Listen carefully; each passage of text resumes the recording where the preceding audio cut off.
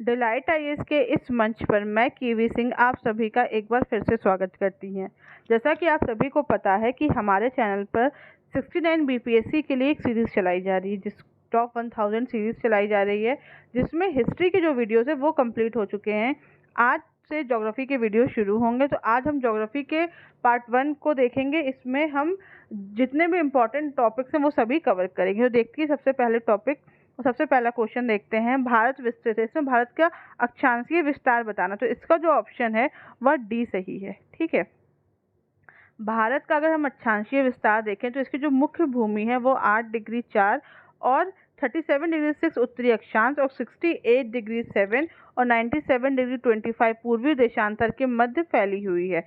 उष्णकटिबंधीय क्षेत्र का विस्तार 23 डिग्री उत्तरी एवं दक्षिणी अक्षांशों के बीच में है और संपूर्ण भारत का जो अक्षांशीय विस्तार है वह 6 डिग्री 45 से लेकर 37 डिग्री 6 उत्तरी अक्षांश के मध्य है। अर्थात जो ये भारत का जो विस्तार है वह उपोष्ण और उष्ण दोनों कटिबंधों में आता है। ठीक है, तो इस तरीके से भारत का पूरी तरीके से अक्षांशीय विस्तार है। नेक्स्ट क्वेश्चन है, कर्क रेखा निम्नलिखित में से किन राज्यों में से होकर गुजरती है? तो इसका ऑप्शन सही है ए, 1, 2 और 4।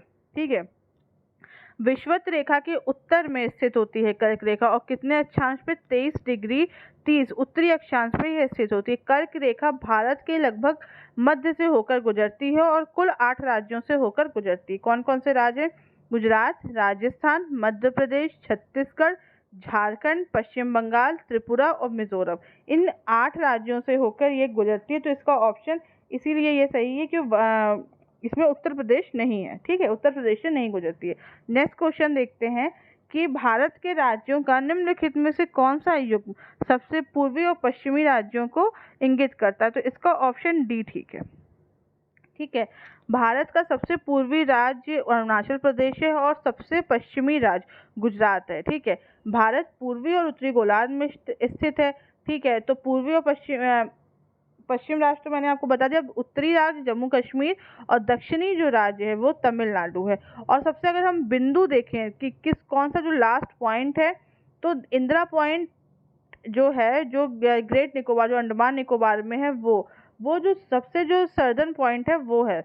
लेकिन यह जो पॉइंट है ये द्वीप में आता है। तो अगर देखा जाए, तो अगर भारत की मुख्य भूमि पर देखा जाए तो सबसे दक्षिणतम बिंदु कन्याकुमारी है तमिलनाडु में, और सबसे दूरस्थ बिंदु हम देखेंगे तो ये इंदिरा कोल है जम्मू कश्मीर में जो स्थित है।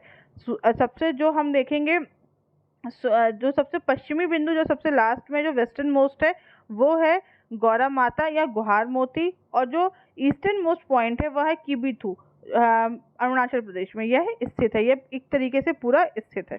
ठीक है, अब देखते हैं नेक्स्ट क्वेश्चन। बांग्लादेश की सीमा से लगे भारत के राज्य हैं। इसमें हमें बताना है कि कौन कौन से भारत के राज्य बांग्लादेश की सीमा से लगे हैं। तो इसका ऑप्शन सही है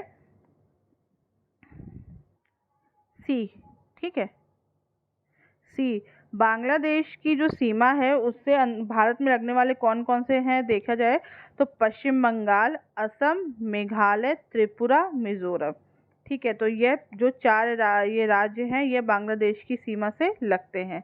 इसके अलावा हम और अगर आपने देखें कि और राज्यों से कौन सी सीमा के बीच में लगते हैं, तो देखिए, जब हम सबसे पहले देखते हैं कि जो भारत के जो निकटतम पड़ोसी देश है उसमें कौन कौन सा आएगा, तो पाकिस्तान, अफगानिस्तान, चीन, नेपाल, भूटान, म्यांमार, बांग्लादेश, मालदीव व श्रीलंका।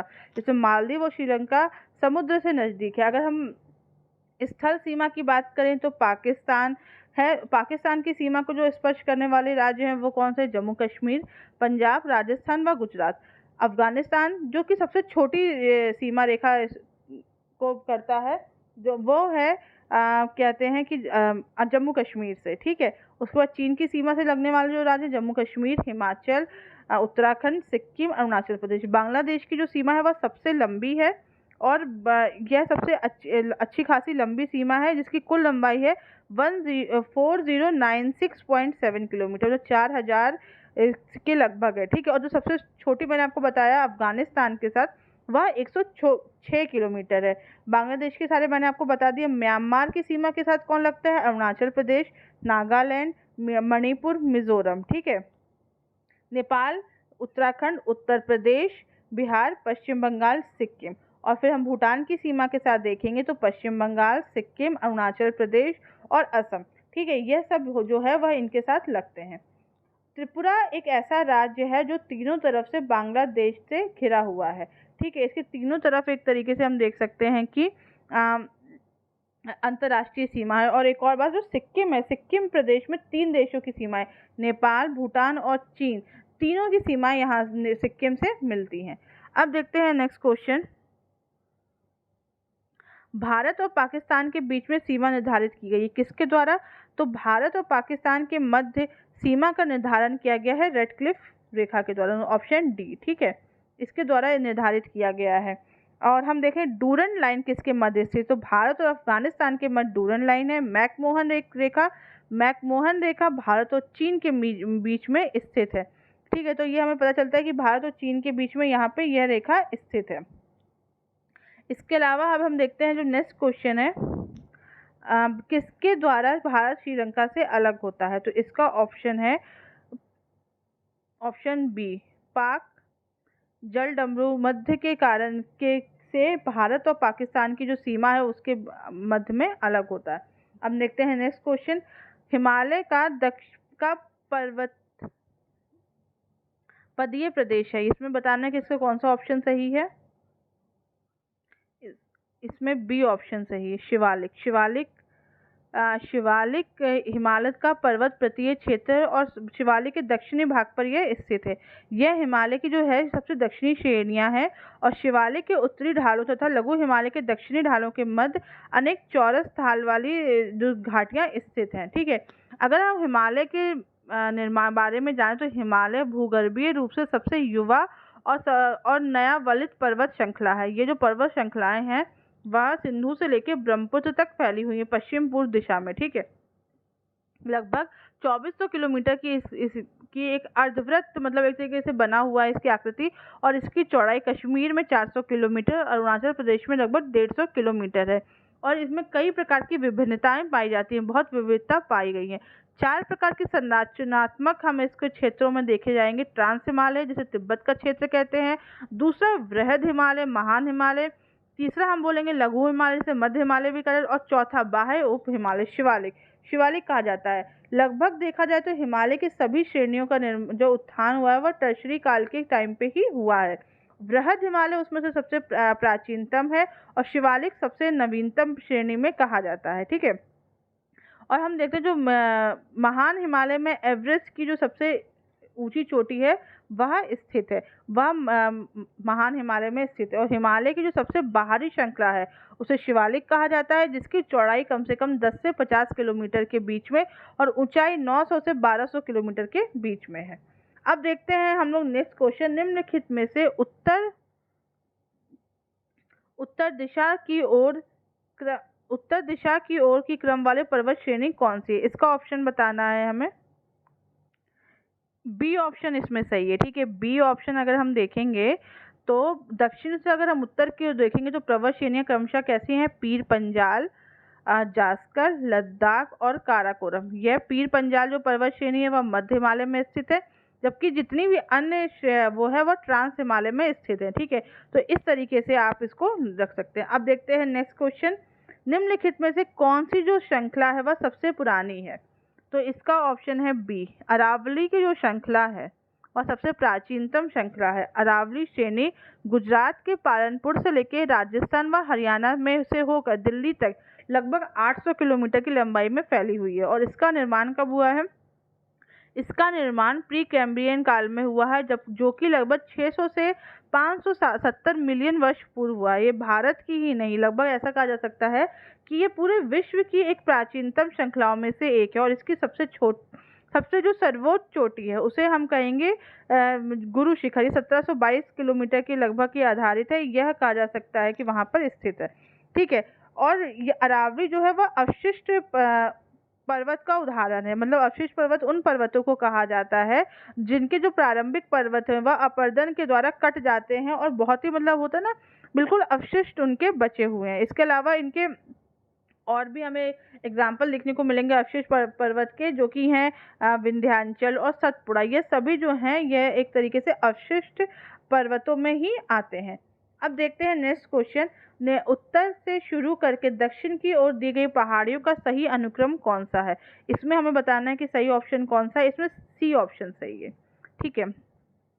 अगर हम देखेंगे तो आंध्र प्रदेश नलामलाई पहाड़ियां जो हैं वह आंध्र प्रदेश के कृष्णा और पेनेरू नदी के मध्य स्थित है। जवादी पहाड़ियां उसके बाद जो आती हैं वह तमिलनाडु राज्य के उत्तरी अर्काट जिले में स्थित है। फिर पहाड़ियों के नीलगिरी जो पहाड़ियों के रानी के रूम के नाम से प्रसिद्ध है, वह पश्चिमी घाट और पूर्वी घाट के जो मिलन स्थल होता है वहां पर स्थित है। और अनामलाई की जो पहाड़ियां हैं वह केरल और तमिलनाडु की सीमा पर अवस्थित है। तो अगर हम इनको देखेंगे तो ये चारों पहाड़ियां मुख्यतः आंध्र प्रदेश, तमिलनाडु और केरल राज्यों के बीच में स्थित है, उत्तर से दक्षिण के घटते क्रम में। तो इस तरीके से आता है। अब देखते हैं नेक्स्ट क्वेश्चन, धूपगढ़ पहाड़ी कहाँ स्थित है। इसका सही ऑप्शन कौन सा है। इसका सही ऑप्शन है ऑप्शन ए, ठीक है। सतपुड़ा रेंज में स्थित है धूपगढ़ की पहाड़ियां, जो कि धूपगढ़ की चोटी इसकी जो कुल लंबाई है वह 1350 मीटर है। यह पंचमढ़ी मध्य प्रदेश के में स्थित है, ठीक है। और जो ये सतपुड़ा पहाड़ियां हैं यह भी एक तरीके से अवशिष्ट पर्वत हैं, ठीक है। और ये दक्कन के पठार का एक भाग है और इनका जो विस्तार है वह मध्य प्रदेश व महाराष्ट्र के बीच में हुआ है। इन श्रेणियों के उत्तरी भाग में नर्मदा नदी और दक्षिणी भाग में ताप्ती नदी स्थित है, ठीक है। अजंता श्रेणी महाराष्ट्र राज्य के और जो भी जिले औरंगाबाद वगैरह वह सब यहीं स्थित है, ठीक है। यह सब यहाँ पर स्थित है। और सतपुड़ा श्रेणी जो मैंने आपको बताया नर्मदा और ताप्ती इन दोनों के मध्य में स्थित है। सतपुड़ा जो श्रेणी है वह इन दोनों के मध्य में स्थित है। अब देखते हैं नेक्स्ट क्वेश्चन, निम्न में से कौन से हिमालय की चोटियों के पूर्व से पश्चिम दिशा के क्रम को बताता है। तो इसका सही ऑप्शन है डी ऑप्शन इसमें सही है, ठीक है।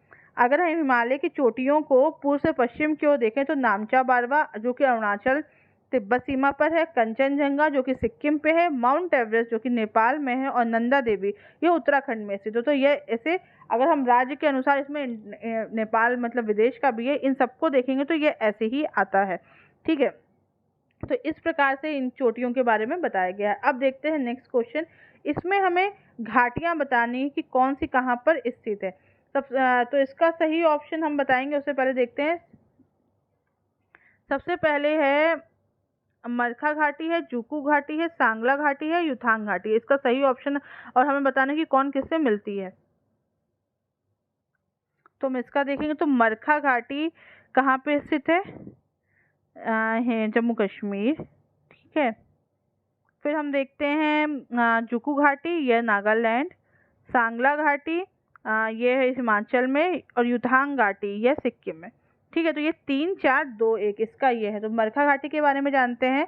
मरखा घाटी लद्दाख जम्मू कश्मीर की एक प्रसिद्ध घाटी है। उसके बाद जुकू घाटी यह समुद्र तल से लगभग 2438 मीटर की ऊंचाई पर स्थित है और ये नागालैंड में स्थित है। इसके बाद हम देखते हैं सांगला घाटी किन्नौर हिमाचल प्रदेश में स्थित है और ये चारों तरफ से पर्वतीय चोटियों और हम देखते हैं कि व्यास नदी के बसपा नदी से घिरी हुई है। और युथांग घाटी के बारे में देखते हैं। युथांग घाटी गंगटोक सिक्किम की राजधानी से 149 किलोमीटर की दूरी पे स्थित है। तो सही ऑप्शन मैंने आपको इसमें बता दिया, इसके जैसे लिखा हुआ है, ठीक है।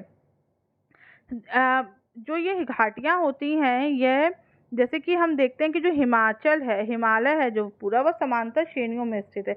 इसमें कश्मीर घाटी, दून घाटी, कांगड़ा और ये जो कुल्लू ये सब घाटियां स्थित है। इसी प्रकार से ये घाटियां जो होती हैं ये जो पर्यटकों का आकर्षक स्थल होती है और यहाँ पर जनसंख्या भी बहुत अच्छे तरीके से पाई जाती है, ठीक है। तो इस तरीके से ये पूरी चली जाती है। तो हम फिर देखते हैं नेक्स्ट क्वेश्चन, ये प्रमुख घाटियां और कुछ घाटियों के बारे में भी हम जानते हैं, जैसे कि नीलांग घाटी के बारे में जानते हैं। नीलांग घाटी उत्तराखंड राज्य में स्थित है, ठीक है। कुल्लू घाटी यह हिमाचल प्रदेश के धौलाधर और पीर पंजाल श्रेणी के बीच में स्थित है। अब देखते हैं नेक्स्ट क्वेश्चन है। नेक्स्ट क्वेश्चन निम्नलिखित में से इनकी भी सूची हमें बताना कि कौन सा सही है और उसमें ऑप्शन और मिलाना है, ठीक है। तो इसमें देखते हैं, इसमें हम देखेंगे कि इसमें बताना ये दर्रे के बारे में बताना है, ठीक है। तो इसमें सबसे पहले देखते हैं बनिहाल जम्मू कश्मीर का है, जम्मू कश्मीर यानी कि 2, ठीक है। फिर हम देखते हैं नाथुला सिक्किम का है यानी कि 3, नीति, नीति दर्रा कहाँ पे स्थित है? उत्तराखंड यानी कि 4। और शिपकी, शिपकी यानी कि सिक्किम, यह नहीं, शिपकीला हिमाचल में है, तो 1, सॉरी हिमाचल, ठीक है। तो इस तरीके से है। बनिहाल दर्रा जम्मू कश्मीर में, नाथुला सिक्किम, नीति उत्तराखंड और शिपकीला हिमाचल प्रदेश में एक तरीके से है। देखिए नाथुला जो दर्रा है वह भारत और चीन के बीच में तीसरा सीमा पॉइंट है, तो ये बहुत इंपॉर्टेंट एक तरीके से ये दर्रा रहा है। और यह नाथुला दर्रा है, ये हिमालय क्षेत्र से के क्षेत्र में समुद्र तट से 4508 की ऊंचाई पर स्थित है। और यह इस चीनी क्षेत्र में यह तिब्बती पठार की चुंबी घाटी पर स्थित होता है। फिर इसके अलावा देखिए और कुछ प्रमुख दर्रों के बारे में जानते हैं। तो जोजिला दर्रा है, जोजिला दर्रा श्रीनगर को लेह से जोड़ता है। तो ठीक है, ये जो प्रमुख दर्रे यहाँ पर है। दर्रे क्या होते हैं? दर्रे क्या होते हैं? किसी पर्वत एवं पहाड़ी का जो निचला भाग होता है जिसमें स्थल मार्ग गुजरता है उसे दर्रा या पास कहते हैं। ठीक है, इस दर्रा पर्वत के द्रोणी के क्षेत्र से होकर गुजरता है।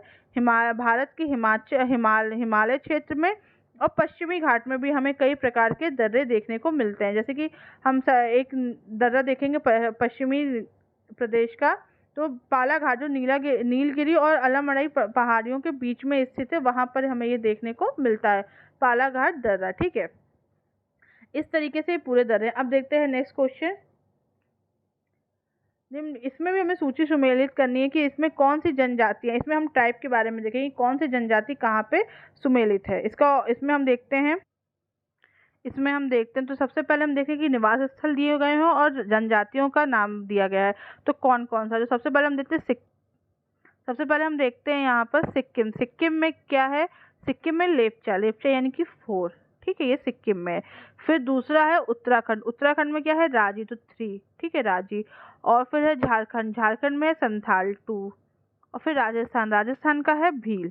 ठीक है, तो इस तरीके से ये है, यह देखते हैं। तो ये जनजातियां हैं जिस तरीके से। भील जनजाति के बारे में सबसे पहले जानते हैं। देखिए भील जनजाति भारत के गुजरात, मध्य प्रदेश, छत्तीसगढ़, महाराष्ट्र, आंध्र प्रदेश में स्थित है और यह कर्नाटक, त्रिपुरा और राजस्थान इन क्षेत्रों में भी स्थित है।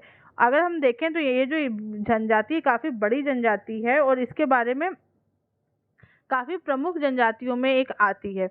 इसके साथ साथ हम और देखते हैं संथाल जनजाति के बारे में। संथाल जनजाति भारत की बड़ी और मुख्य जनजातियों में से एक है। इसका निवास स्थल पूर्वी भारत में मुख्यतः पश्चिमी बंगाल, बिहार, त्रिपुरा, झारखंड और उड़ीसा राज्यों में स्थित है। तो सबसे पहले हम ये देखते हैं। ठीक है, उसके बाद हम देखते हैं जो दूसरी और कौन सी जनजातियां बची हमारी। लेप्चा जनजाति, जैसे कि मैंने आपको बताया, यह सिक्किम में स्थित है। इसके बारे में हम जानते हैं सिक्किम की प्रमुख जनजातियों में से एक है। फिर हम जानते हैं राजे जनजाति के बारे में। यह उत्तराखंड में पाई जाती है। स्थानीय रूप से इन्हें बरनौत भी कहा जाता है। जो इनका प्रमुख धर्म है वह हिंदू धर्म है और इन जातियों में कृषि की झूमिंग प्रथा जो होती है ना, वह भी प्रचलित है। ठीक है, भारतीय संविधान में अनुसूचित जनजाति को परिभाषित नहीं किया गया है, लेकिन इनको अनुच्छेद 366-25 के अनुसार इनके लिए अधिसूचना जारी की गई है और इनके लिए कई प्रकार के विशेष आधार भी बनाए गए। अगर हम देखें तो भारत की कुल जनसंख्या का लगभग 8.6% जो जनजातियां पाई जाती हैं और ये सब 2011 की जनगणना के अनुसार है। और सबसे अधिक जनसंख्या मध्य प्रदेश, महाराष्ट्र और उड़ीसा में पाई जाती है। और देखा जाए तो पंजाब, हरियाणा, चंडीगढ़ और दिल्ली, पुडुचेरी में यहाँ पे जनजातियों के समुदाय ज़्यादातर नहीं पाए जाते हैं। ठीक है, सबसे बड़ा जनजातीय समूह कौन सा है? तो सबसे बड़ा जनजातीय समूह भील है, उसके बाद गोंड है, फिर हम देखते हैं उसके बाद तीसरे और चौथे क्रम पे संथाल और नेकदा है। तो इस तरीके से ये है। अब देखते हैं नेक्स्ट क्वेश्चन। इसमें भी हमें सूची का मिलान करना, तो इसके बारे में देखते हैं। इसमें हमें सही बताना कि कौन सा किससे मिला हुआ। तो रुद्रप्रयाग के बारे में देखेंगे। रुद्रप्रयाग जो है वो है अलकनंदा और मंदाकिनी। ठीक है, इसमें भी हमें मिलाना है। तो रुद्रप्रयाग है, अलकनंदा और मंदाकिनी। फिर हम देखते हैं कर्णप्रयाग जो 3rd नंबर पे, वो है कर्णप्रयाग। इसका है अलकनंदा और पिंडर। ठीक है, देवप्रयाग के बारे में देखते हैं। देवप्रयाग है भागीरथी और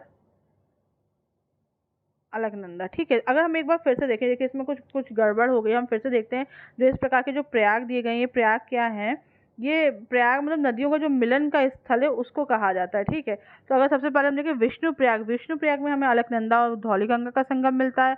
नंदप्रयाग में हमें अलकनंदा और नंदाकिनी का संबंध मिलता है। कर्णप्रयाग में अलकनंदा और पिंडर गंगा का संगम मिलता है। रुद्रप्रयाग में अलकनंदा और मंदाकिनी का, देवप्रयाग में अलकनंदा और भागीरथी का, केशव प्रयाग में अलकनंदा और सरस्वती का संगम मिलता है। गणेश प्रयाग में भील गंगा और भागीरथी का, और सोन प्रयाग में मंदाकिनी और वासुकी गंगा, और प्रयागराज जो कि इलाहाबाद है वह है गंगा यमुना सरस्वती, यहाँ पे हमें इनका संगम मिलता है। ठीक है, तो ये गंगा नदी के बारे में पूरा दिया गया है। तो गंगा नदी का एक अगर हम देखते हैं तो हिमालय की बहुत प्रमुख ये नदी है गंगा नदी। ठीक है, वहाँ पर हम ये देखें तो यह, और सबसे बड़ी बात यह है कि काफ़ी भारत की सबसे लंबी नदी है जिसकी कुल लंबाई है 2525 किलोमीटर। ठीक है, और भागीरथी और जो अलकनंदा का जो संयुक्त रूप है इसी को हम गंगा कहते हैं।